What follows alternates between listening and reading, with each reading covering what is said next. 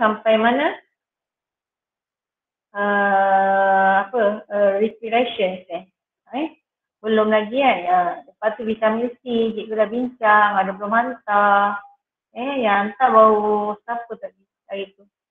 Adalah kena hantar lepas tu video, ada video, ada 2 orang yang dah hantar.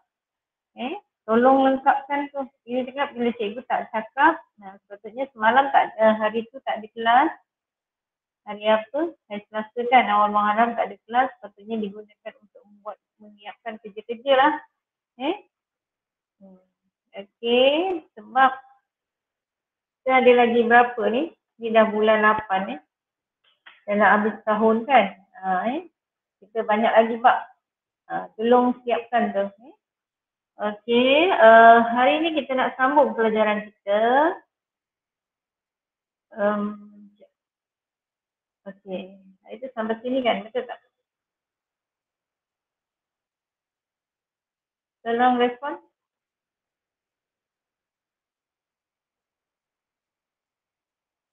Yang ni dah ke belum? Baru nak masuk. Kan baru nak masuk. Okay. Sebelum ni kita ada homeostasis. Kita ulang sedikit apa maksud homeostasis. Homeostasis ialah bila kita M apa? Apa dia M? Apa dia M? Homeostasis. Apa M?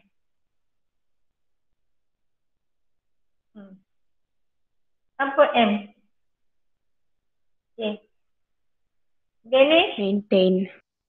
Okay, maintain. Apa nak kena maintain? Suhu. Suhu lain? Yang kita dah belajar, suhu lagi? Yang kita dah belajar. Suhu dengan apa kita dah belajar? Aras gula dalam darah. Okey, aras gula dalam darah. So, hari ini kita nak belajar faktor lain lagi. Iaitu salah satunya adalah tekanan separah karbon dioksida. Kita maintain dia, nak kekalkan dia dengan menggunakan kaedah apa tu? Apa nama kaedah tu?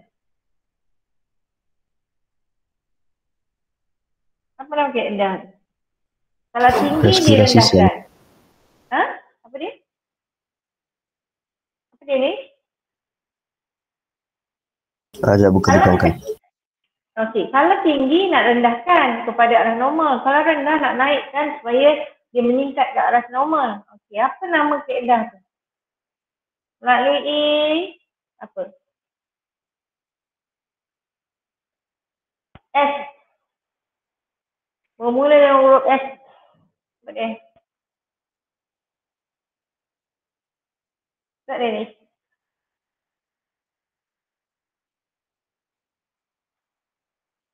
Ideal.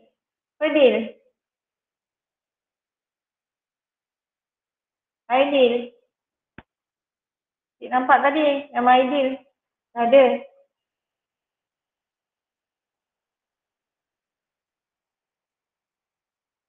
Tak ada lah.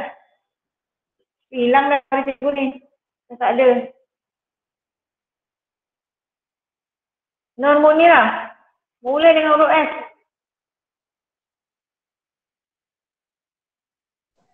Dia punya soalan tu apa cikgu? Okey, dari misal katalah suhu tu menurun daripada arah normal. So dia akan naikkan kepada arah normal. Dan dia ingat naikkan suhu tu ke arah normal. So proses apa tu? Daripada rendah naikkan ke arah normal. Prosesnya bermula dengan S.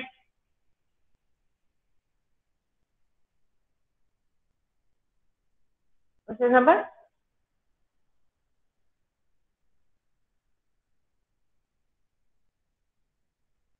Okay, proses suap balik negatif. Okay, hari ini kita akan sambung tentang mekanisme pengawal aturan tekanan separa karbon dioksida. Ini adalah medulla oblongata ni. Ini medulla oblongata yang mengawal, salah satunya adalah mengawal pernafasan. Ini adalah gambar apa? Okay, ini adalah gambar medulla oblongata.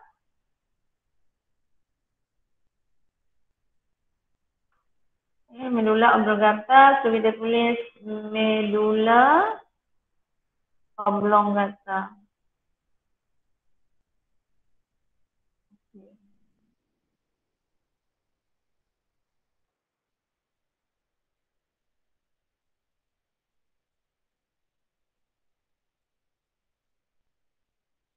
Okay, medulla oblongata, so luar kawal kat sini. Contoh luar kawal breathing ada ni, denyut jantung. Tak berapa nampak ya.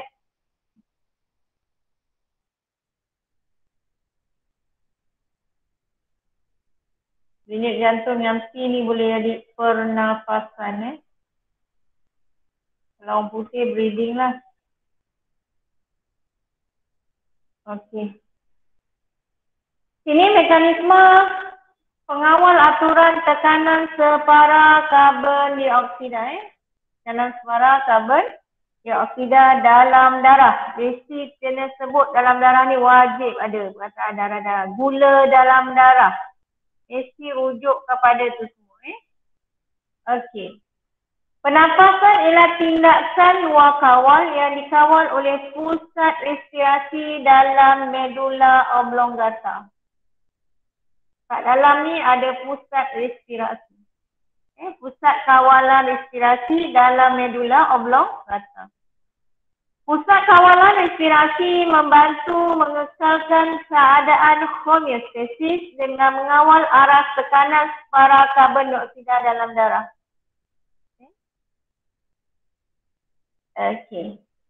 Kita dah belajar tentang karbon dioksida dalam air. Dia akan membentuk asid iaitu asid karbonik.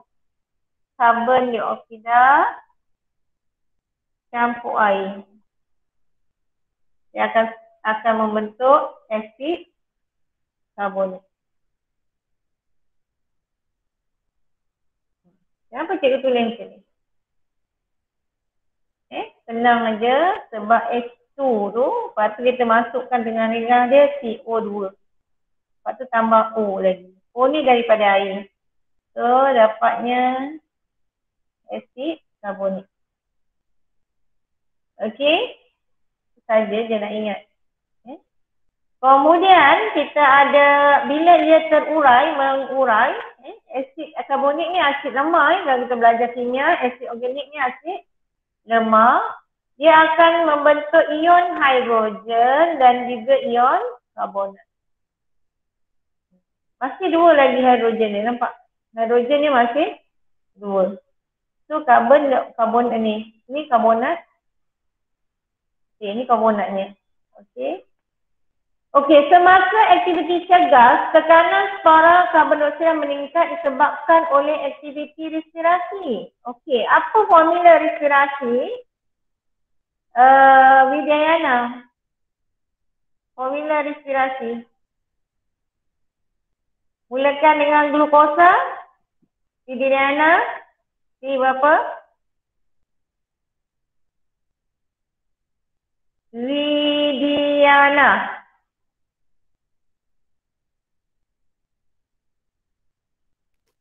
Ni cikgu.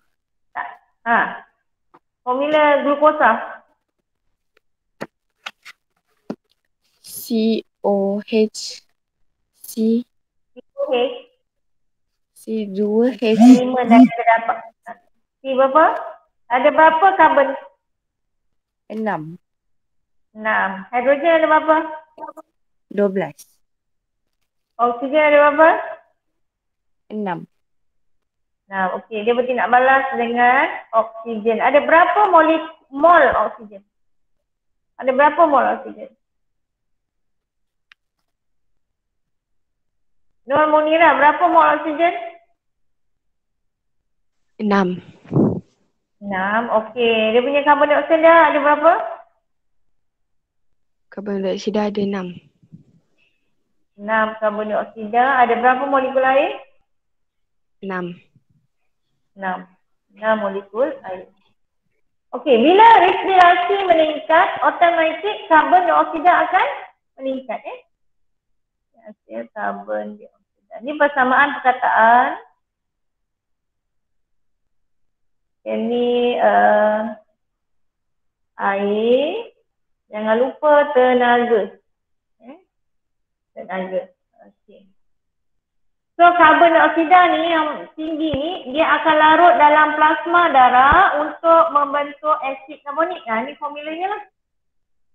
Melarut dalam plasma darah untuk asid karbonik.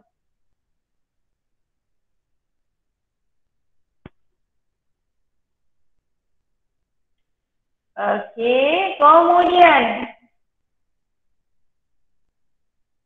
asid karbonik terurai kepada ion hidrogen dan juga ion bikarbonat. So yang inilah formula dia. Baru ke sana.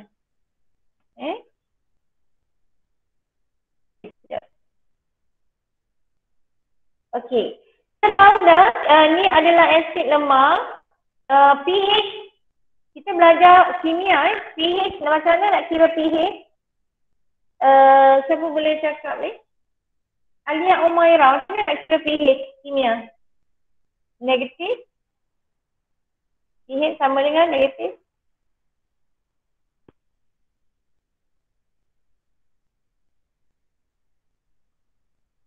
Alia Umairah. Kimia, awak belajar asid.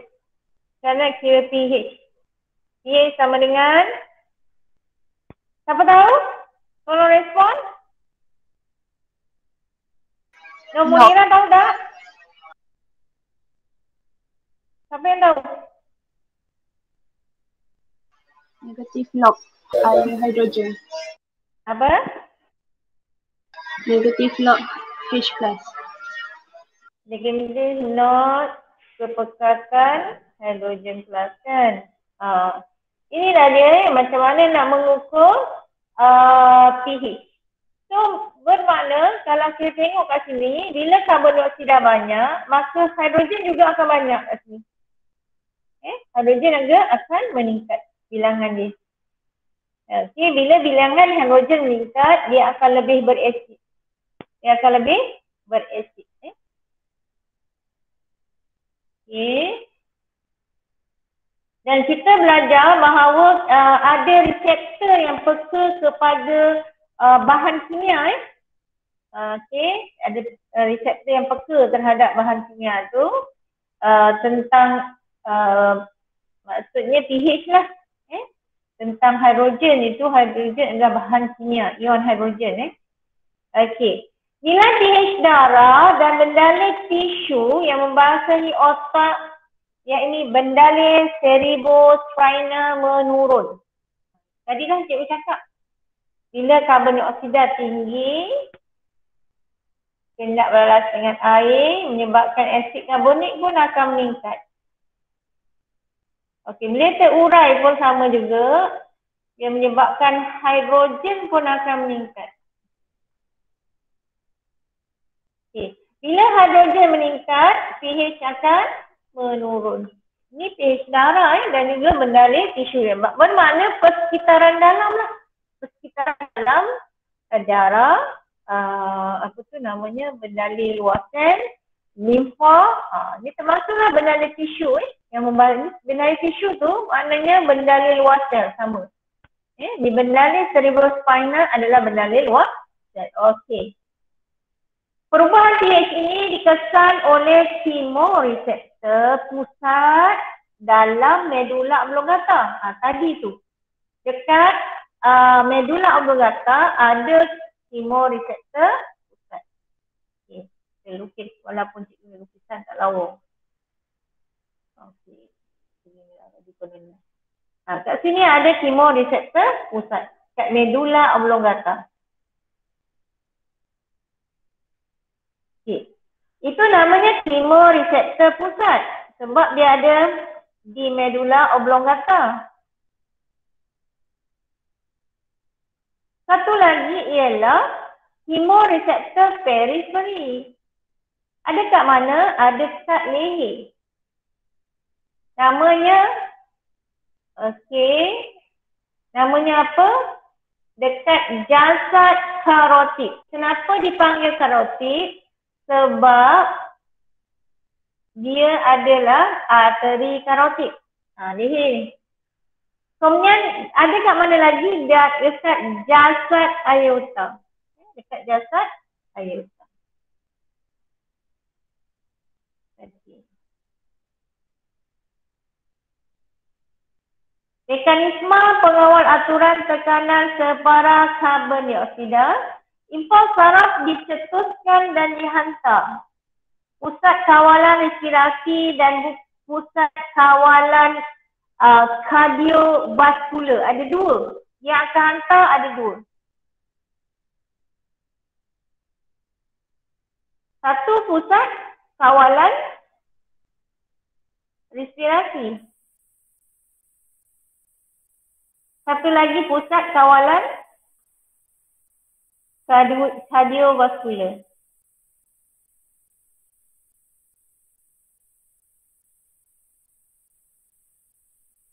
Tadi tu kat jantung tadi ingat cik Okay.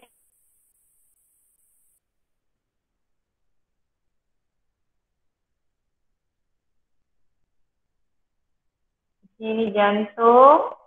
Kat jantung ada jasad aorta, kemudian dia naik jadi kat leher. Leher ada kiri kanan kan.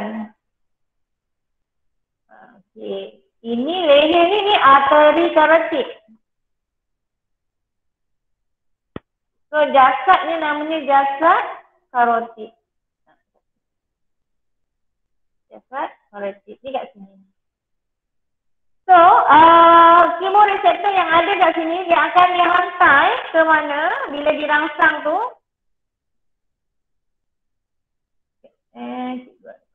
Okey. Saya katalah ada kesan kat sini, ada kemoreseptor dikesan. Nilai pH tadi berubah. So dia akan hantar impuls saraf ke dua tempat. Impuls hantar juga ke sini.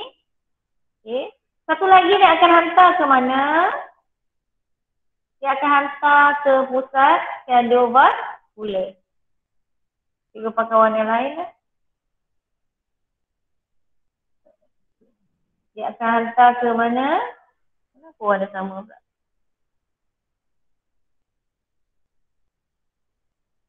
Bila dia rangsang tu dia akan hantar dua tempat. Satu hantar ke sini. Okey. Satu yang akan hantar ke pusat kawalan respirasi. Pusat kawalan respirasi ni akan akan menghantar. Tadi melalui neuron apa ni? Ni kemoreseptor kat sini. Periferi kan? Okey, dia akan menerima rangsangan dan mencetuskan impuls saraf dan dibawa oleh neuron deria. Betul tak? Betul tak? Betul. Okey, ini neuron deria. Okey, kemudian oleh kerana sini adalah pusat kawalan respirasi, maka dia akan hantar ke mana? Dia akan hantar ke paru-paru.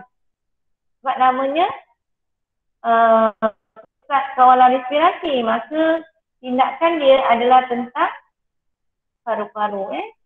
Tak apa, cikgu lukis kat lawa ni. Okey. Maka dia akan hantar signal ke paru-paru.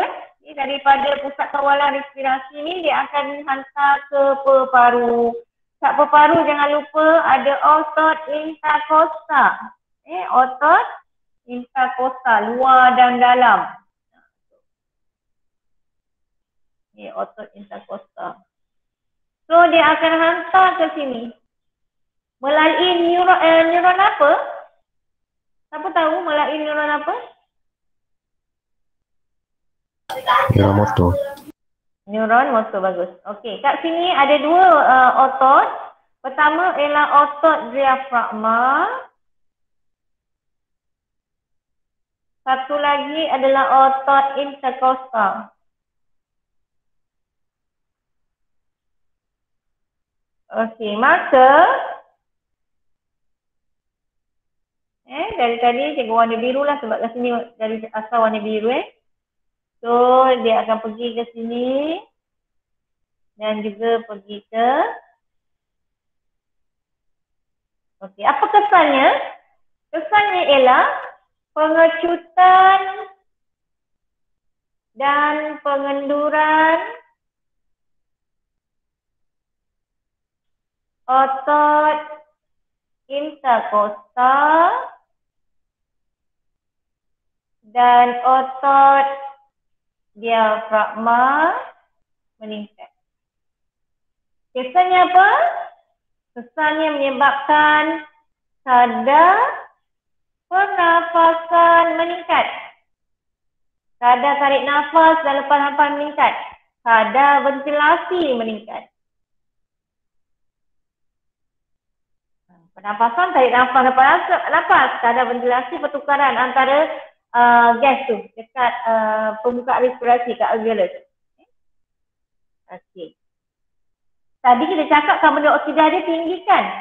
So, okey. Bila dia bernafas tu, dia akan bawa lebih banyak oksigen, dia akan menyingkirkan lebih banyak karbon dioksida. Okey. Sekarang, dia tak akan boleh keluar daripada sel kalau tak ada darah kan? So, aliran darah ditentukan oleh kardiovaskular.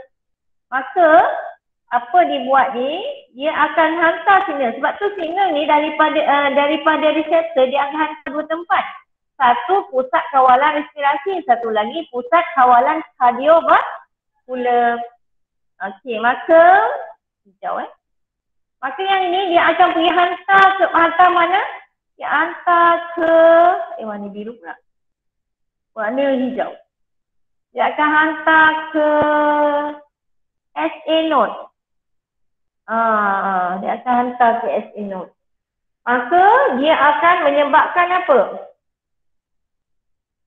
Pengepaman darah tu. Jadi cepat. Jadi kuatlah cepat. Okey, itulah cara dia. Macam mana supaya karbon dioksida. Okey, bila dia darah tu dipam dengan lebih cepat, jadi kadar denyut jantung meningkat, kadar pengangkutan karbon dioksida ke peparu meningkat. Bila dah sampai peparu pula, kadar pernafasan meningkat. Maka lebih banyak karbon dioksida disingkirkan. Maka pH darah tadi bila dah disingkirkan, karbon dioksida rendah. Bila karbon dioksida rendah, asid karbonik pun rendah. Bila asid karbonik rendah, hidrogen pun jadi rendah. Maka dia akan pH-nya akan kembali kepada normal. Okey, faham tak? Kelaju. Faham cikgu. Faham cikgu. Faham? Alhamdulillah.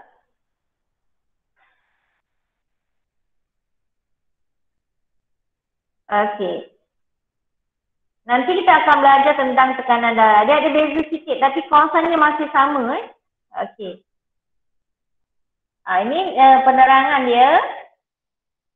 Otot interkostal, diafragma dan otot sedia mengecut dan mengendur dengan cepat. Dia langsungkan. Kalau cikgu asingkan Okey, ini gambar dia lawa kan berbanding dengan gambar cikgu lukis. Okey, ni otot interkostal, ni otot diafragma. Tapi awak kena ingat lagi kita imbas kembali macam mana nak ingat tarik nafas. Tarik nafas.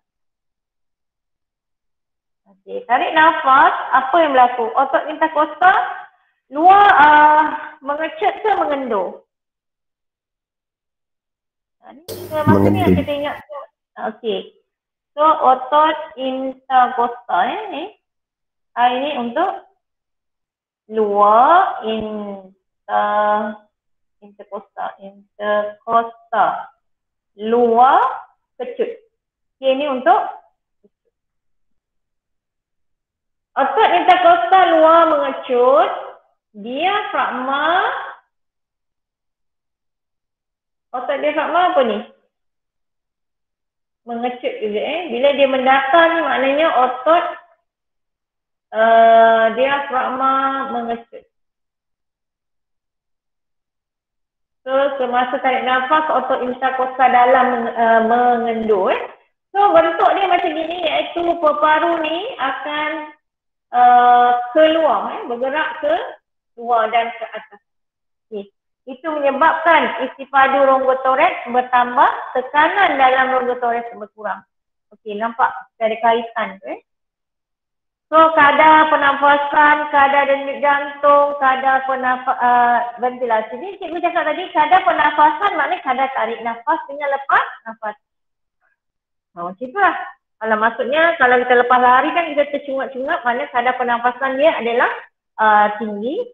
Kemudian kadar ventilasi ialah kadar pertukaran gas tu dekat permukaan respirasi.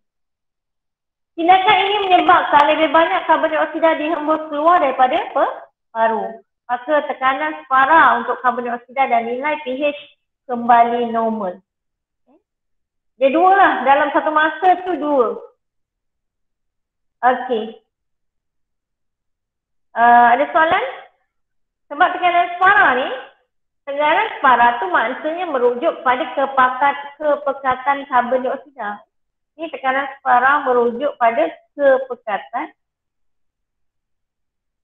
karbon dioksida. Jadinya kalau karbon dioksida banyak, tekanan separanya tinggi lah. Okey. Okey, ini barulah mekanisme kawal atur tekanan darah. Tekanan darah yang normal adalah 120/80. Diastol dengan sistol. 120/80. Jadi kalau lebih tinggi daripada ini adalah tekanan darah tinggi. Okey. Kita tengok tekanan separa. Baroreseptor atau reseptor tekanan terdapat di arka aorta dan arka karotid. Sama tak dengan kemoreseptor tempatnya? Sama tak?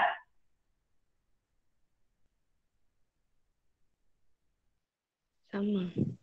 Sama Sama. Nanti kita tengok lagi. Okey. Arteri karotid ialah arteri di leher yang membekalkan darah ke kepala. Reseptor ini mengesan tekanan darah yang mengalir melaluinya dan menghantar impuls secara berterusan ke pusat kawalan kardiovaskular di medula oblongata. Ingat ni, kalau tekanan darah dia tak main dua. Macam tadi tekanan separa karbon dioksida dia ada dua kan? Pusat kawalan respirasi dengan pusat kawalan kardiovaskular. Macam ni, kalau bila tekanan darah satu je, tak ada main respirasi. Tapi respirasi dia main darah. Dia main jantung. Okey.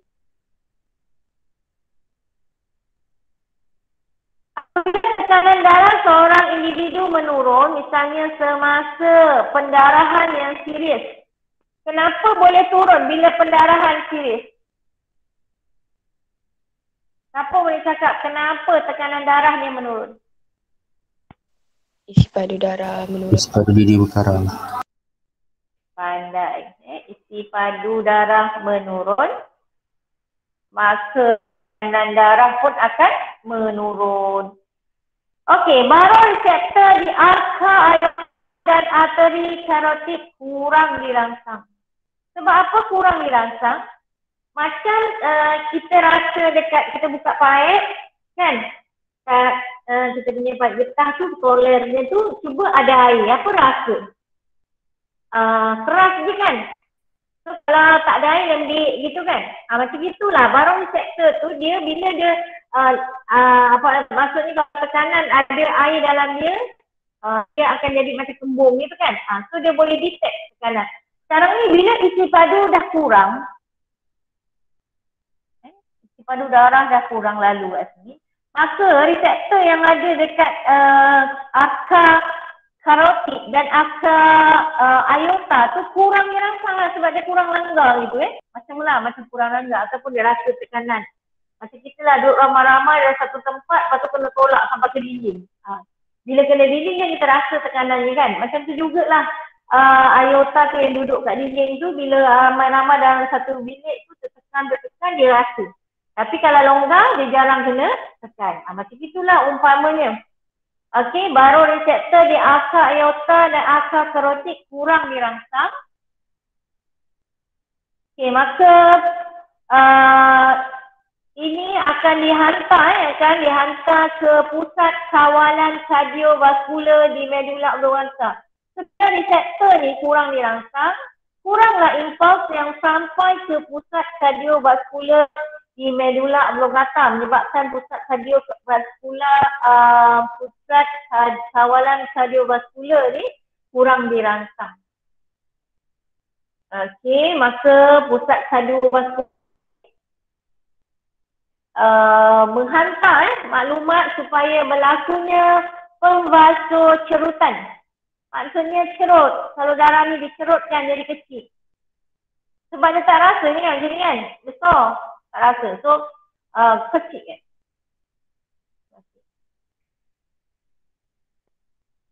Ini menambahkan rintangan kepada pengalian darah dalam salur darah. Maka rintangan bertambah. Pengucutan otot kardia menjadi lebih kuat berlaku. Okey, itu kata dia ada dua. Sebab dia hantar ke otot. Nama pun pusat kawalan kardiovaskular. So dia kesannya pada dua tempat. Kardio jantung, vaskular adalah darah. Salur darah. Salur darah ni merujuk kepada arteri. So kat sini pemvasocerutan. So vasocerut. Vasocerut. Kenapa cikgu tulis macam itu? Vaso kita dah tahu salur darah. Cerut tu maksudnya mencerut. So dia punya rintangan dia akan bertambah. Rintangan ni RINT. Rintangan akan bertambah. Ataupun cikgu buat sini.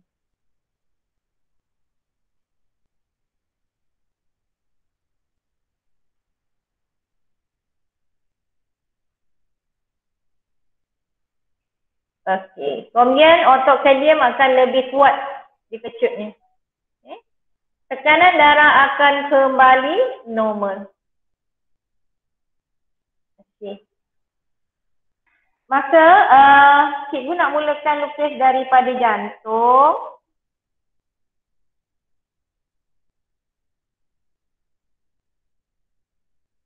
Awak kena rajin lukis. Okey, kemudian cikgu bengkokkan sini. Kemudian cikgu naikkan untuk buat arteri karotid kiri dan kanan.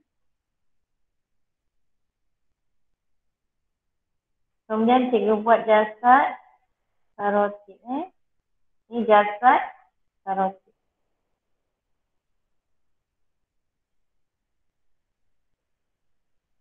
Ni jasad apa yang ni? Apa ni jasad apa ni? Jasad apa? Aorta. Aorta. Sebab itu memang aorta. Ni adalah aorta. Ni arteri karotid. Ini memang aorta. Aorta ni. Jangan lupa kita ada SA node. SA node. Ataupun dalam bahasa Melayunya nodus sinoatrium. Okey. Kemudian tadi kita belajar tentang otak tadi kan. So otak cikgu lukis cerebrum. Sebelahnya cerebellum. Kemudian dibentuk macam bonjol sikit gitu. Ini adalah medula oblongata. Medula oblongata ada dua pusat kawalan atom. Iaitu pusat kawalan respirasi. Satu lagi pusat kawalan Kardiovaskular. Ini terletak di medulla oblongata. Dua-dua terletak di medulla oblongata. Okey. Sekarang ni, kalau tadi kita fokus kepada tekanan kan? Tadi fokus pada chemoreceptor. Sekarang ni, kita punya reseptor adalah namanya baroreceptor.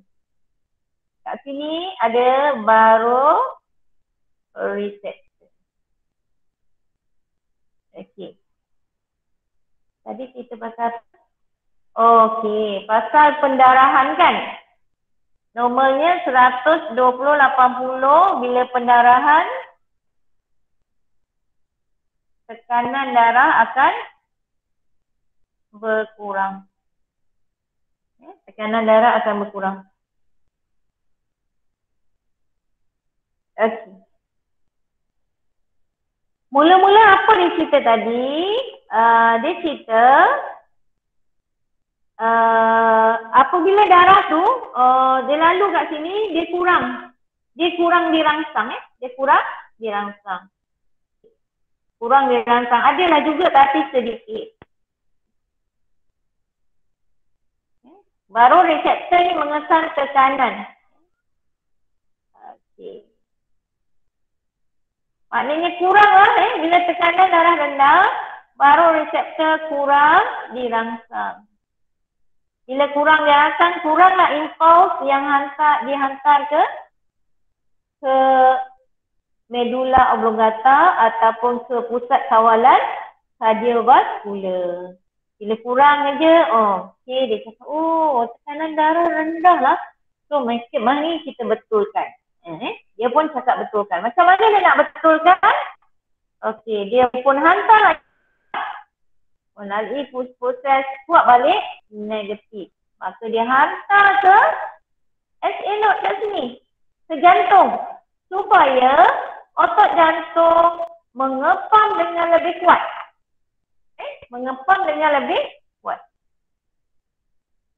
Kemudian yang satu, supaya pengecutan otot jantung mengepam dengan lebih kuat, dia bukan sahaja kadar denyut jantung yang bertambah, tapi kekuatan denyutan juga akan bertambah. Kemudian satu lagi, dia akan hantar ke otot. Ingat kat sini ada otot licin. Ada otot licin. Okey, dia hantar impuls ni supaya otot licin ni mengecut. Maka berlakulah pembasuh-cerutan. Okey. Bila ada dua perkara berlaku ni, bila pembasuh-cerutan, rintangan akan bertambah. So, tekanan automatik dia akan bertambah sebab dah kecil kan. So, rintangan bertambah, tekanan pun akan meningkat. Begitu juga sini. Kadar denyut jantung akan meningkat. Dia akan mengepam dengan lebih kuat. Okey. Ini kalau apa? Kalau tekanan darahnya turun. Okey. Ini kalau tekanan darahnya turun daripada paras normal. Iaitu bila akan kejadian apa? Kejadian bila pendarahan berlaku. Okey. Ini pula apabila tekanan darah seorang meningkat, misalnya semasa menjalankan aktiviti gas. So, baroreseptor, aorta dan arteri pusat kardiovaskular di medulla oblongata dirangsang dan pembasodilatan berlaku. Ini mengurangkan rintangan dalam pengaliran darah. Pengucutan otot kardian berlaku dengan lemah dan tekanan darah diturunkan.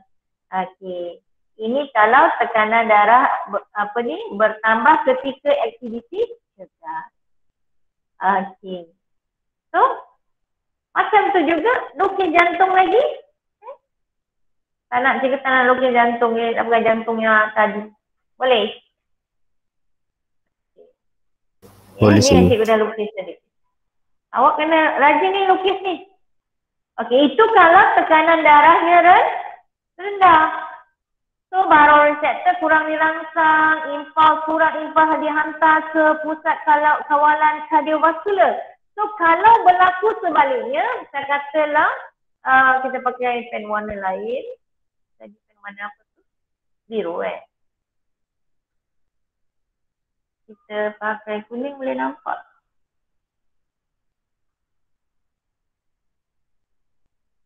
Okey.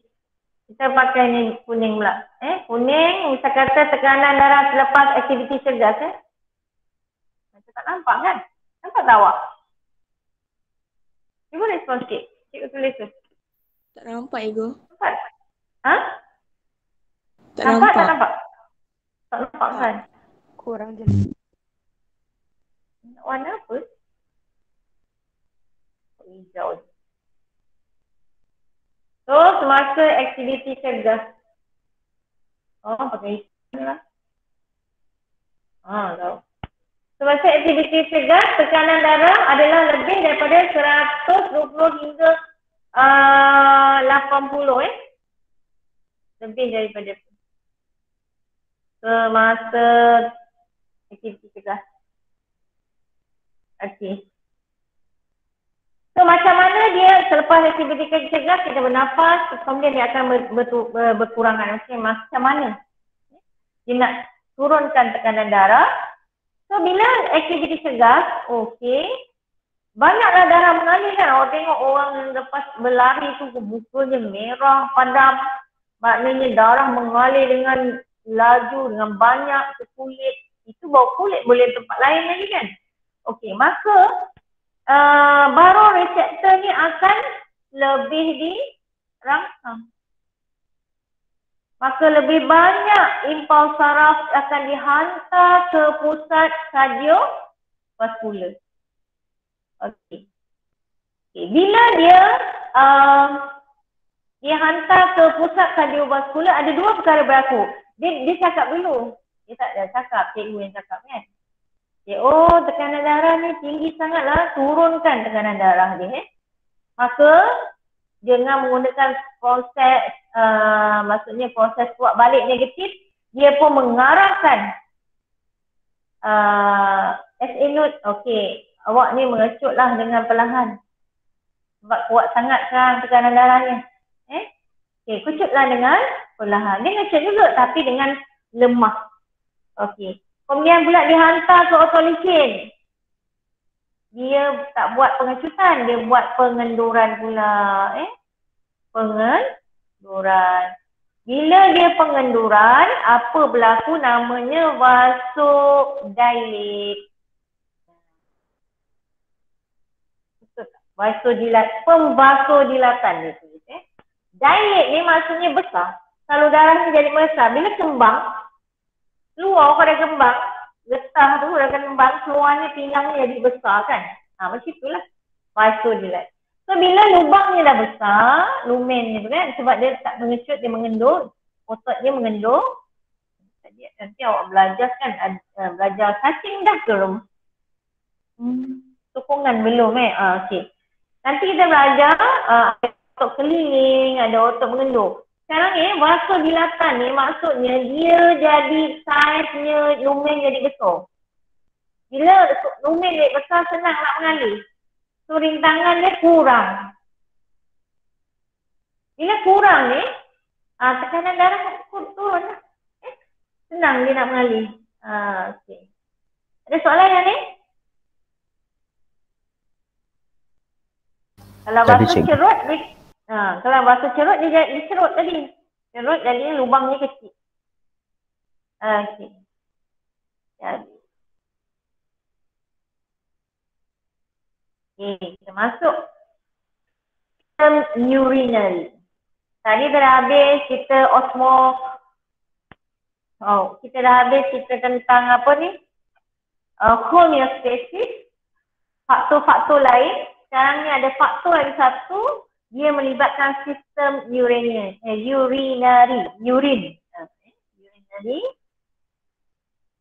Okay, kita tengok sistem urinary. Sistem urinary manusia memainkan peranan yang penting dalam homeostasis.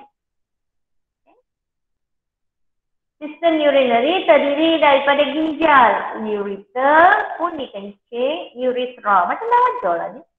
Betul tak? Okey.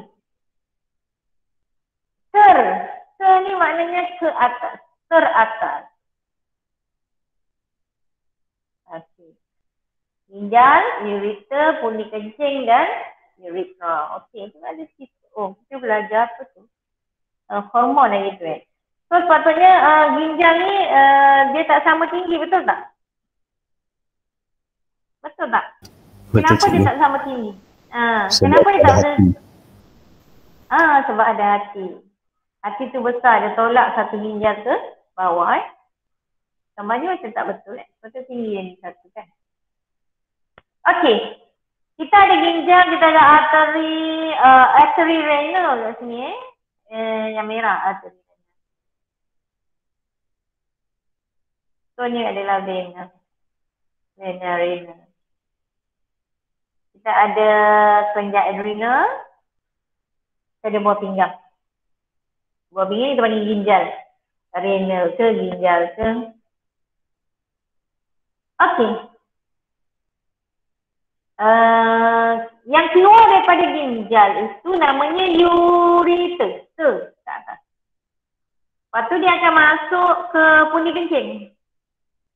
Kemudian salur yang keluar daripada pundi kencing namanya urethra. Okay.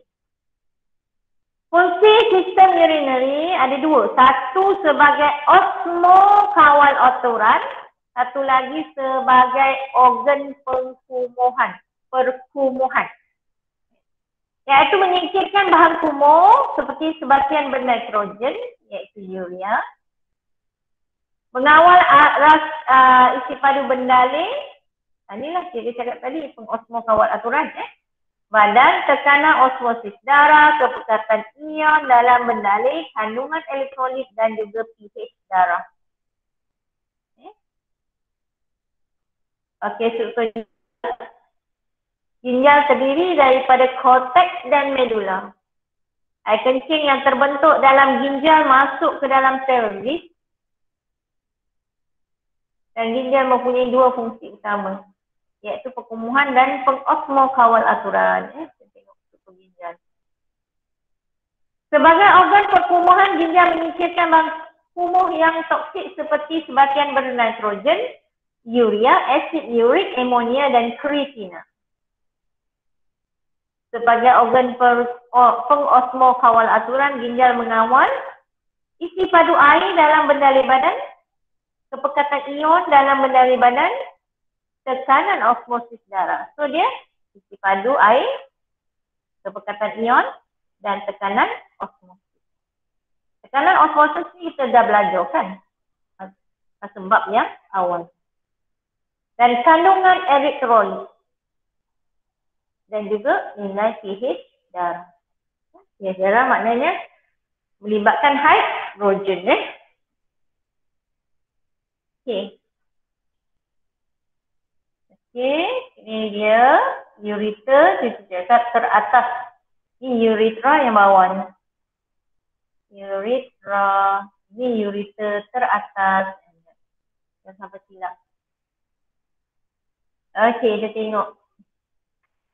Arteri renal mengangkut darah beroksigen dari jantung ke ginjal. Arteri vena renal pula mengangkut darah beroksigen dari ginjal kembali ke jantung. Kita dah belajar lah arteri out from the heart, exit ke out ke arteri ni out, exit daripada jantung. Pada vena, vein maknanya into the heart. Okey, kita tengok selatan rentas ni. Kena tahu manakah korteks. Korteks ni yang ni. Kalau kita tengok dia macam boleh buat huruf T. T terbaliklah kalau dia macam ini. Kalau belah satu lagi dia mesti C, betul kan? Okey, kemudian medula. Macam mana kita nak tahu medula? Dia macam bentuk M tau. Nampak? Dia macam itulah. So, dia macam bentuk M. So, medula kat sini. Okey, kemudian pelvis kat sini lah. So, mula daripada luar, korteks, medula, pelvis. Nampak Okey, itu dia. So, kalau kita lukis cortex, medula, macam piramid-piramid gitu. M lah, boleh buat huruf M kan? So, medula. Okey, kemudian terus kat sini pelvis. Senang je. Okey. Pembentukan air kencing. Terdapat 3 proses utama yang terlibat dalam penghasilan air kencing, iaitu ultraturasan, penyerapan semula dan juga rembesan. Ada 3 perkara. Ultraturasan, penyerapan semula. Bila semula mesti masuk ke dalam darah. Rembesan maknanya keluar daripada darah. Okey. Nefron. Setiap ginjal terdiri daripada berjuta-juta unit berfungsi yang disebut nefron. Yang disebut nefron. Macam kita lah paru kan, berjuta-juta alveolus kan. Setiap nefron terdiri daripada struktur berikut: kapsul Bowman, glomerulus, tubul renal.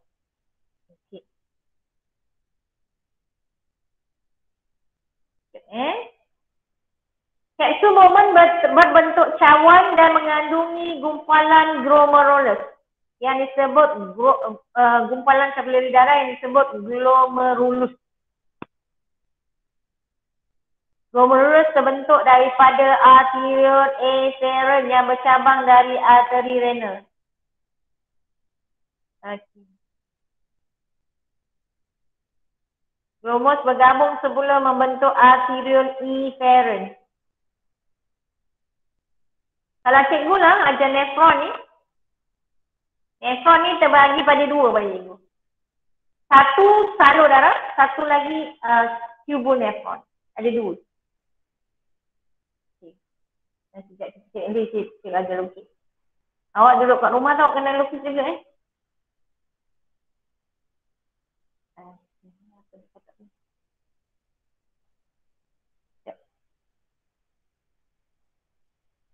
Satu, 2, 3, 4, 5, 6. 6 aja kan? Yang masuk kelas cikgu ni.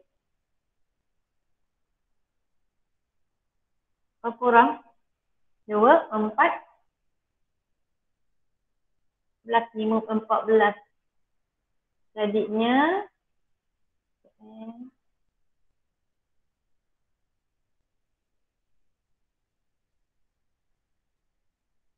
Mama Aidil, Faraid, Hafizah, Munira, Aiman, Dina. Senyap je yang lainnya.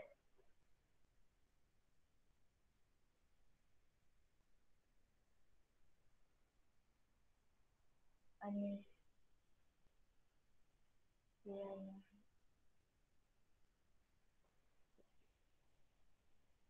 Okey.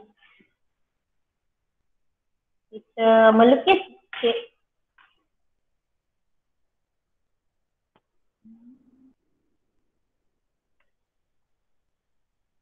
Okey. Kita lukis.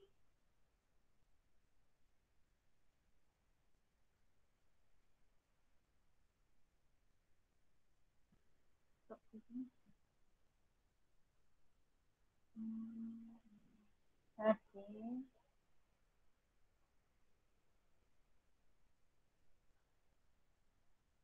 Okey.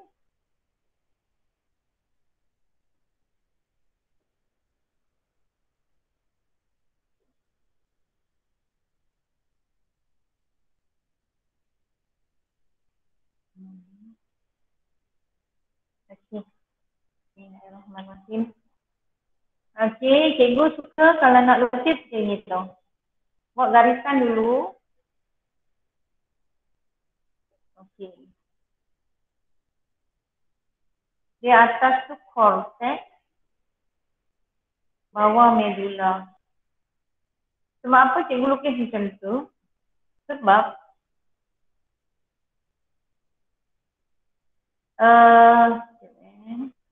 Kalau kita lukis ginjal tu,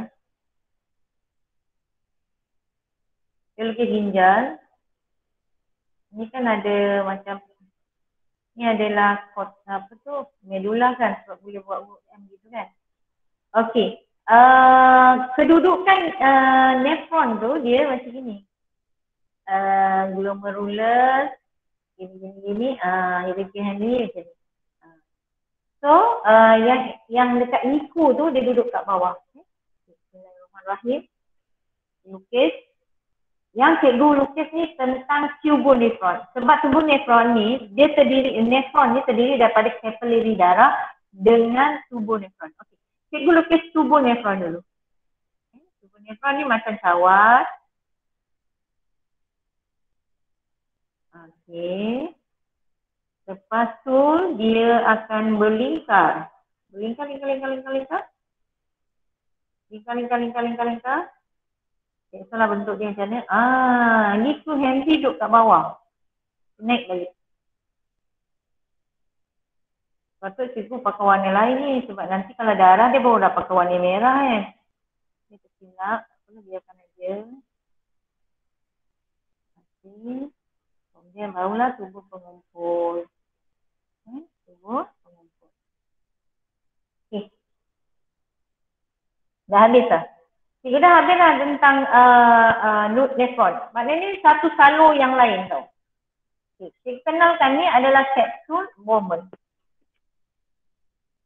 Ni adalah capsule Bowman.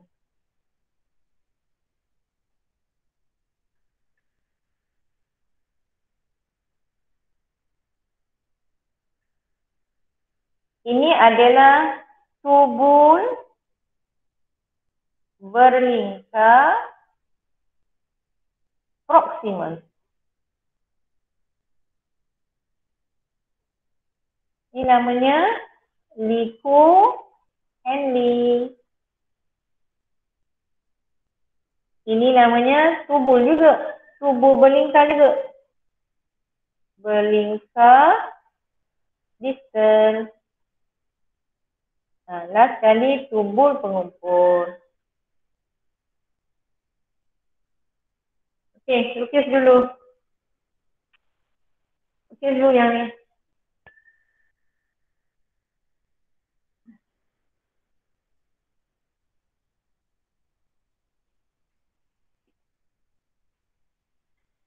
Dua minit pun lama.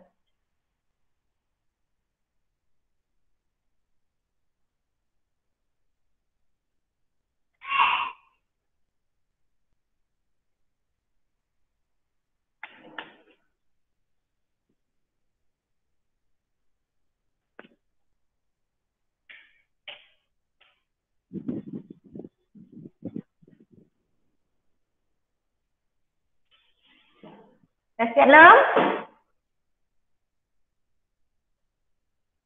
Sekejap cikgu. Okey, boleh.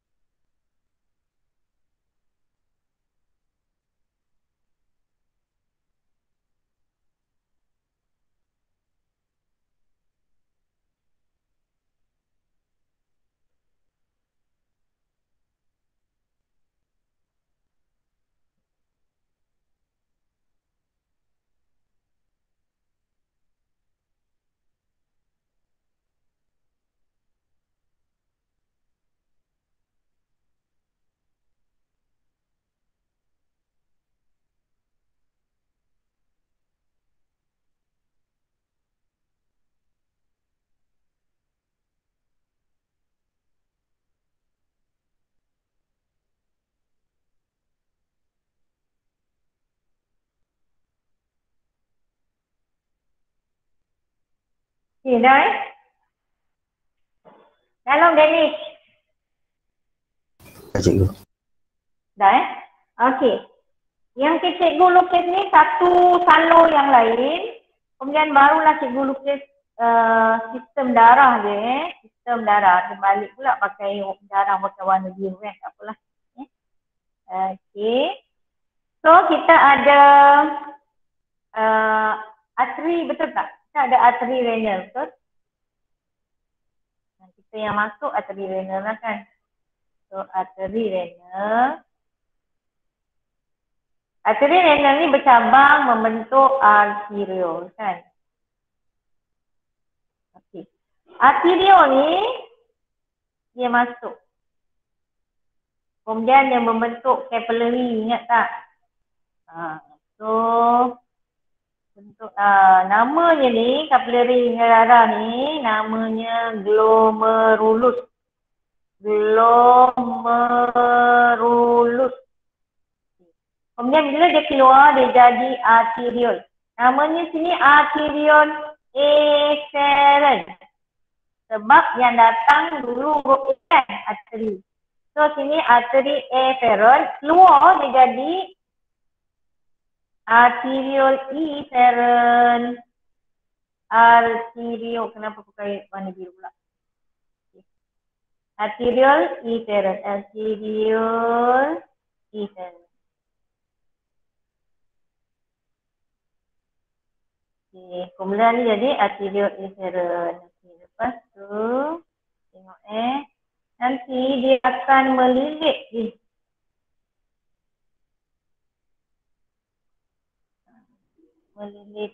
Melilit ke sini. Lepas tu dia akan balik ke masuk kat arteri dekat vena vein. Vena. So cikgu sambung saja lah ni. Kan? Salur yang berbeza kan daripada yang tadi.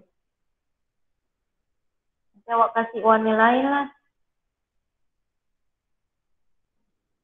Sebab itu cikgu cakap tadi dia adalah ada dua salur yang berbeza. Nefron ni terdiri daripada tubul nefron dan kapilari darah.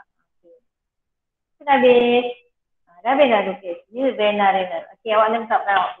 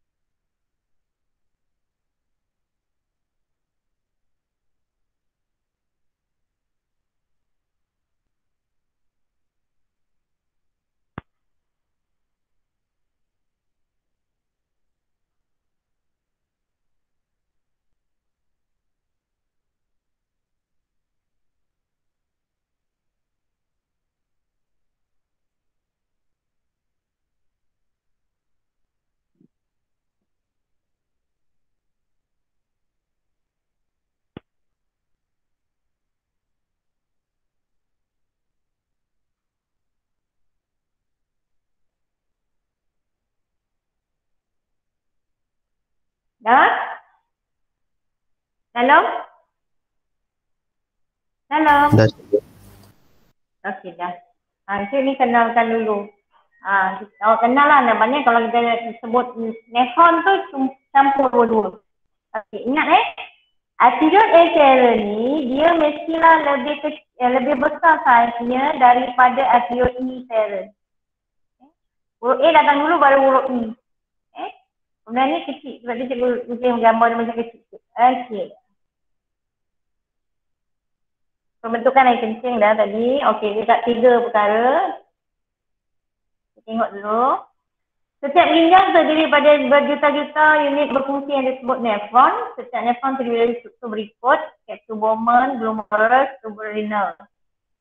Kapsul Bowman terbentuk daripada cawan dan juga gumpalan kapilari darah yang disebut glomerulus. Glomerulus terbentuk daripada arteriole afferent yang bercabang dari arteri renal. Glomerulus bergabung semula membentuk arteriole efferent. Kita tengok ni. Okey. Tengok kat sini gambar dia arteriole efferent.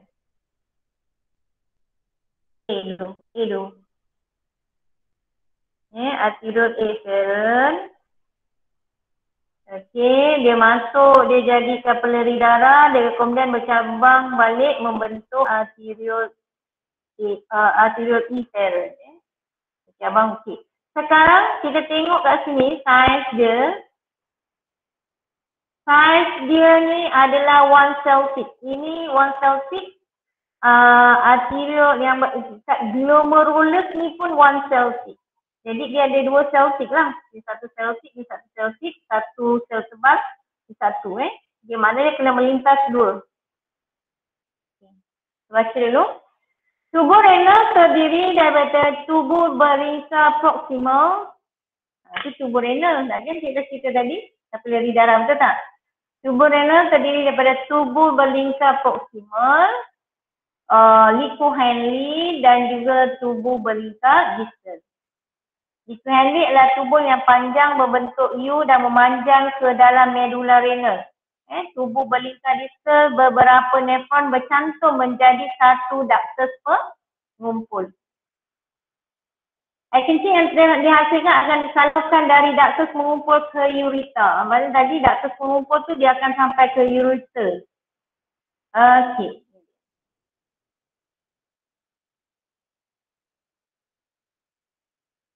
Gambarnya yang lawa lah.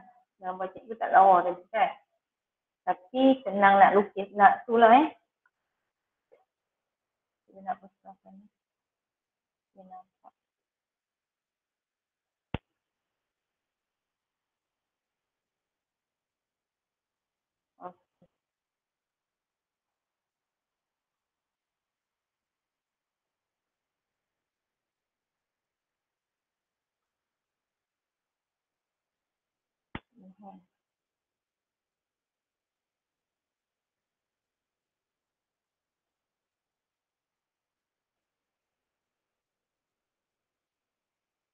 Okey, ini dia.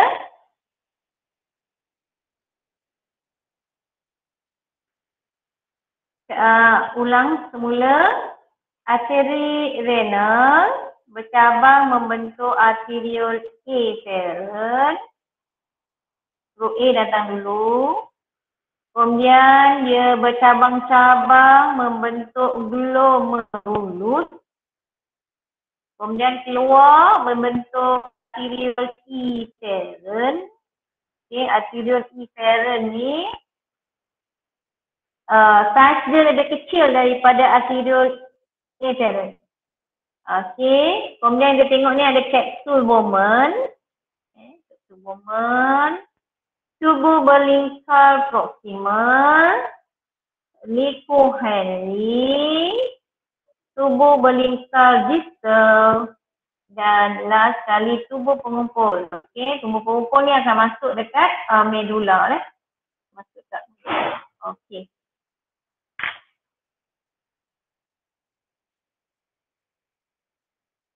Kita tengok dulu. Okey, kita tengok ultraturasan dalam kapsul Bowman. Darah yang memasuki glomerulus bertekanan hidrostatik tinggi. Kenapa dia hidrostatik tinggi? Kerana diameter arteriole efferent lebih besar daripada diameter arteriole efferent. Darah yang masuk lebih besar daripada darah keluar. So dia berlaku tekanan kat situ Satu lagi jangan lupa bahawa darah ni datang daripada jantung. Jadi darah yang datang daripada jantung mempunyai tekanan yang lebih tinggi berbanding dengan vena kan. Okey. Tekanan ini menyebabkan berlakunya ultraturasan iaitu benda ni meresap melalui dinding capillary glomerulus ke dalam kapsul Bowman. Ni kapsul Bowman 1 Celsius kan. So, sebesar satu sel. Ini pun kita tahu kapilari darah tu adalah one cell sheet. One cell sheet juga. So jadinya ada dua, one cell sheet, one cell sheet. Okay. Bendalin yang memasuki rongga kapsul Bowman dipanggil glomerulus. Okey. Tadi kita cakap ni cikgu cakap ni adalah arteriole afferent tau. Kenapa A? Kita tengok kerana dia masuk A. Lagi satu kerana dia saiz dia besar. Ini saiz dia kecil A. Tekanan hidrostatiknya tinggi. Kenapa tekanan hidrostatiknya tinggi? Ini tekanan hidrostatik tinggi. Kenapa tekanan hidrostatik tinggi? Benda ni sama je masa kita belajar dekat bendalin luar sel. Konsepnya sama. Sebab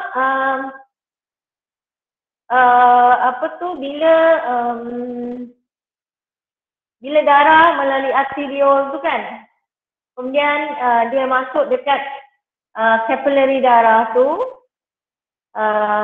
dia menyebabkan terturas, betul tak? Molekul yang besar kecil akan terturas keluar. Konsepnya sama. So kat sini dia pun oleh kerana tekanan hidrostatik yang tinggi. Kenapa tekanan hidrostatik yang tinggi? Kerana saiz arteriole efferent lebih kecil daripada arteriole afferent. Lebih kecil kan. Satu lagi kerana tekanan dia berasal daripada jantung, maka dia mempunyai tekanan darah yang tinggi. Bila tekanan darah dia tinggi, tekanan hidrostatiknya juga akan tinggi. Maka menyebabkan semua molekul-molekul kecil boleh terturas keluar daripada kapilari darah masuk ke tubul nefron. Sekarang dia dah masuk ke tubul nefron. Tubul nefron di sini adalah kapsul Bowman. Terturas. Apa yang terturas? Molekul yang kecil, air, glukosa, asid amino. Lagi apa? Sama macam dekat yang keluar daripada kapilari darah masa kita belajar bendalin tisu ataupun masa kita belajar bendalin limfa tu kan. So glukosa masuk, asid amino masuk, terturas keluar. Nama proses ni proses ultraturasan. Ultraturasan. Molekul kecil je. So molekul besar seperti sel darah merah, protein pembeku, dia tak boleh. Dia tak boleh keluar. So yang kecil dia boleh masuk. Asid amino, lagi apa? Garam mineral. Boleh. Okay. Namanya proses apa ni? Proses ultraturasan. Hasil turasan glomerulus mempunyai komposisi yang sama seperti plasma darah, tetapi tidak mengandungi sel darah merah, platelet dan protein plasma. Sama je. Bendalin tisu, kandungan dia sama seperti plasma darah, tetapi tidak mengandungi sel darah merah, platelet dan protein plasma. Okay. Sel darah merah dan protein plasma kekal dalam darah dan mengalir ke arteriole efferent kerana saiz bahan ini terlalu besar untuk menyerap keluar melalui glomerulus. Okay. So dia dah masuk sini. So molekul-molekul kecil ni keluar sini. Molekul kecil masuk ke sini. So yang molekul besar, sel darah merah ni kekal duduk dalam ni. Kekal platelet, sel darah putih yang besar-besar tu semua pun kekal. Lepas ada sel darah putih yang boleh keluar. Kita dah belajar. Okey, mula di tubuh belingkar. Okey, tadi dia ni daripada darah keluar daripada darah. Jadi kurang tak kita punya kandungan benda glukosa benda penting tak? Penting. Asid amino benda penting. Kalau keluar, sia-sia je kita makan kan. Maka apa berlaku adalah penyerapan semula di tubuh belingkar proksima. Dekat tubuh belingkar proksima ni penyerapan semula. Bila kita sebut penyerapan semula, maksudnya masuk dalam darah. Masuk kembali ke dalam darah. Itu penyerapan semula.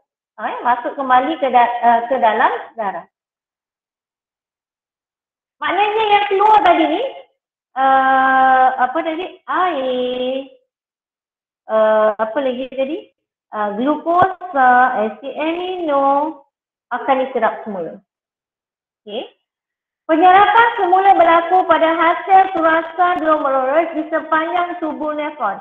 Bahan telarut meresap merentasi dinding tubuh renal ke dalam jaringan kapilari darah. Di tubuh berlingkar proksimal, ion sodium dipam secara aktif ke dalam jaringan kapilari darah.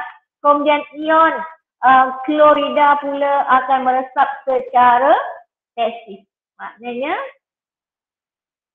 okey, kalau cikgu lukis macam ini. Okey, warna merah maknanya darah. Warna biru maknanya tubuh nefron. Biru maknanya tubuh nefron. Ini tubuh nefron. Tak kira lah apalah. Nefron. Ini darah. Kapilari darah lah. Okey. Dia cakap penyerapan semula mesti kita pasal masuk balik dalam darah. Masuk balik dalam darah. Okey. Dalam tubuh nefron tadi siapa yang terkeluar? Okey, siapa yang terkeluar tubuh nefron? Yang terkeluar tadi ada air. Ada glukosa, ada asid amino, ada ion natrium, ion klorida, dia cakap tadi. So dia cakap apa? Di tubuh berlingkar proksimal, ion natrium dipam secara aktif ke dalam jaringan kapilari darah. So masuklah secara pengangkutan aktif. Dia pula yang ni klorin pula dia angkut secara pasif. Resapan lah, resapan pasif. Maknanya resapan ringkas ya. Betul ke resapan ringkas? Fikir kan betul ke tak? Okey, kemudian kita tengok apa lagi? Penyerapan 100% glukosa dan asid amino berlaku secara pengangkutan aktif. Pergerakan bahan telarut ke dalam jaringan kapilari darah mengurangkan kepekatan bahan telarut dalam hasil surasan glomerulus, tetapi meningkatkan kepekatan dalam bahan telarut dalam kapilari darah. Akibatnya air meresap masuk ke dalam kapilari darah secara okey. Yang kita dah lukis. Okey. Secara. So, sekarang glukosa pun masuk secara pengangkutan aktif. Asid amino pun masuk ke dalam kapilari darah secara pengangkutan aktif. Okey, masuklah daripada sini dia masuk dalam darah. Okey. Dia dah masuk dalam darah, maka makin pekatlah darah ni. Makin pekat, dah banyak masuk. Okey, jadi pekat dah. Dia memang pekat tadi. Sebab air dah keluar, apa dah keluar kan. Kan dia asalnya dekat glomerulus tadi. Asalnya adalah dia berada di, dia dekat sini. Kapilari darah. Dia masuk kat kapsul Bowman. Okay, sekarang daripada kapsul Bowman dia pergi kat sini pula. Masuk balik. Masuk dalam darah. Ini namanya proses penyerapan semula. Penyerapan semula ni. Ya, okey. So jadinya kat sini, bila barang dalam sini dah masuk kat sini jadi pekat. Ini sebab garam, mineral, bahan larut dah tak ada, dia jadi cair. Sebab air ada kat sini. Nampak air? Air tak bergerak kan? So jadi ni pekat ni cair. So jadi sini tekanan osmosisnya adalah tinggi. Sebab dia masuk ni menyebabkan tekanan osmosisnya tinggi. Sekarang sini tekanan osmosisnya rendah sebab banyak air. Faham tak? Faham tak? Faham cikgu. Okay. Ini awak lukis nanti. Ini lukis nantilah sekarang. Okey. Kita tengok lagi. Ingat 100% glukosa dengan asid amino diangkut. Mengakibatkan air meresap masuk ke dalam kapilari darah secara osmosis. Kita tengok di liquid handling air diserap semula melalui osmosis. Air diserap semula masuk ke dalam darah melalui osmosis. Kenapa? Kenapa tadi? Okey, ni darah, ni tutup. Kan? Okay. Tadi kita cerita dekat tubur belingkar proksimal. Sekarang kita cerita dekat liku. Ni liku Henle. Tak nampak?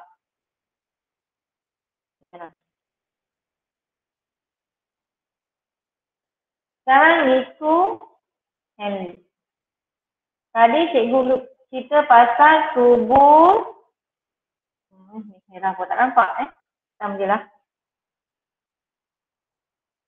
Tubur belingkar proksimal. Tadi mula-mula kita ada kapsul Bowman kan? Betul. Ni kapsul Bowman-nya. Ini adalah kapilari darah tadi. So kat sini ultrasulasan. Asalkan ni ultrasulasan. Air terturas masuk sini.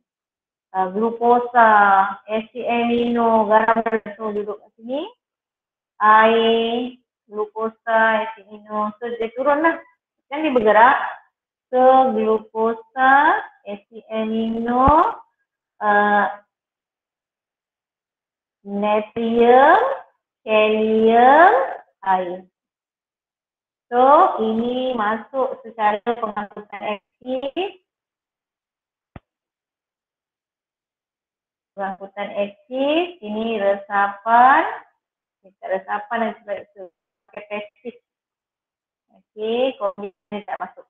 Yang tak masuk ni lah kan. Okey. Sekarang ni.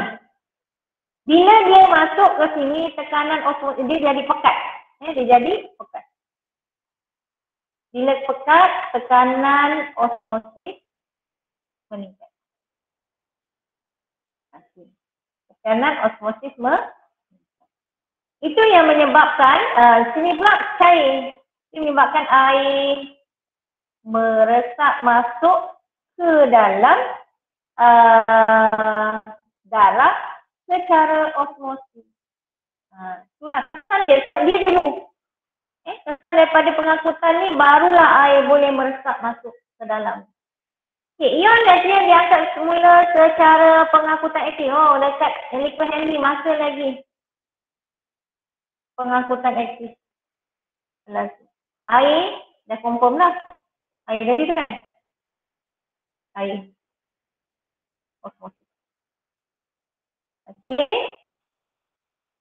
Di tubuh belingkar distal lebih banyak. Okey, kat kita pula sambunglah kita punya gambar ni. Kita pula. Tubuh belingkar distal. Okey, so apa berlaku? Sama juga natrium diangkut secara pengangkutan aktif. So bila dia mengangkut, dia jadi pekat. Bila pekat kat sini, tekanan osmosis dia rendah. Maka air boleh masuk secara osmosis. Dia mesti natrium dulu. Okey. Jumlah air dan garam diserap bergantung pada kandungan air dan garam dalam darah. Nak masuk nak apa ni bergantung pada kandungan air dalam darah lah. Nak masuk ke nak masuk ke sikit berapa banyak natrium, maksudnya berapa banyak natrium dah masuk, berapa banyak air dah masuk bergantung pada kandungan air dalam kapilari darah. Dalam darah. Rembesan pula. Proses merembeskan ialah bahan buangan dalam darah tidak dituras pada awalnya ke dalam tubur renal. Proses ini berlawanan dengan proses penyerapan semula. Ia biasa berlaku di sepanjang tubur renal dan ductus mengumpul tetapi paling aktif di tubur belingkar distal. Ia biasa berlaku secara resapan ringkas dan juga pengangkutan aktif. Okey. Bahan yang dirembes termasuklah ion hidrogen, ion kalium, ion amonium, urea, creatinine, bahan toksik dan juga tengah-tengah dadah. Rembesan ini menyingkirkan bahan buangan toksik dan membantu mengatur arah penyuapan dalam darah. Okey. Sekejap cikgu nak patah balik.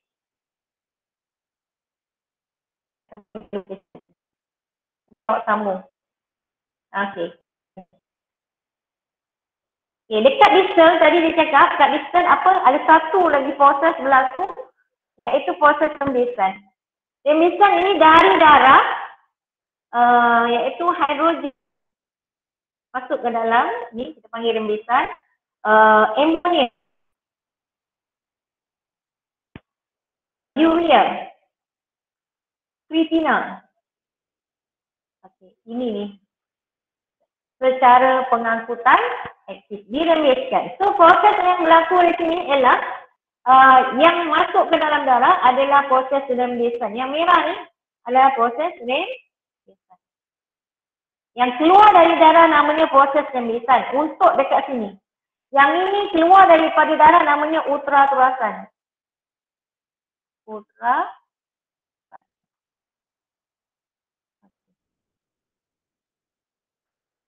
Kemudian barulah last sekali adalah tubul pengumpul.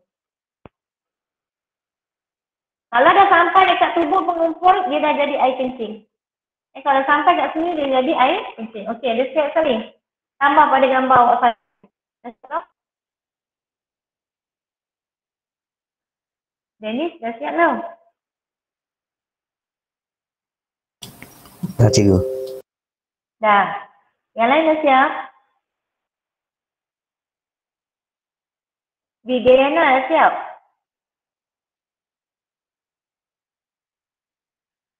Dah cikgu. Okey.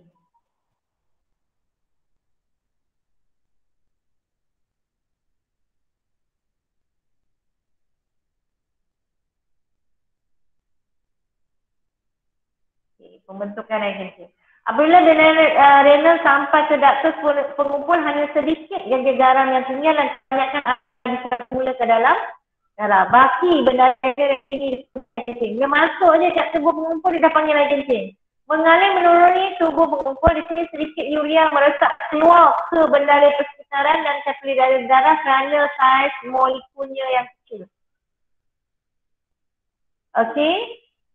Kemudian lazimnya air kecil mengandungi air, urea, garam, NaCl, air urik dan creatina. Selepas meninggalkan ductus mengumpul, air kecil mengalir melalui ureter pergi ke pundi kencing. Pundi kencing ni simpan air kencing tu buat sementara sebelum kita rasa nak kencing. Dah habis. Untuk ni kita boleh sambung, nanti kita akan sambung pada minggu depan. Okey. Cikgu nak awak buat latihan ada dalam buku teks tu dan kerja cikgu taklah disiapkan. Dan juga upload dalam borang yang cikgu dah pernah sediakan tu. Upload. Lepas tu barulah upload. Upload. Kalau buat video saya dulu cikgu uploadkan. Okey, ada soalan? Ada soalan? Bila rajin melukis, kita tahu apa yang berlaku. Ingat dia ada dua salur, satu darah, salur darah, satu lagi adalah tubuh nekron. Okey. Kita tutup majlis kita. Sebelum tu cikgu ucapkan mohon ampun dan maaf kalau ada kekurangan dalam pembelajaran kita hari ini, pembelajaran cikgu. Apa cikgu cakap? Terima kasih kerana masuk kelas cikgu. Okey, kita tutup tasbih kita dan surah Al-As. Bismillahirrahmanirrahim. Subhanakallahumma wa bihamdika asyhadu an la ilaha illa anta astaghfiruka wa atubu ilaik. Bismillahirrahmanirrahim. Wal 'asr. Innal insana lafi khusr.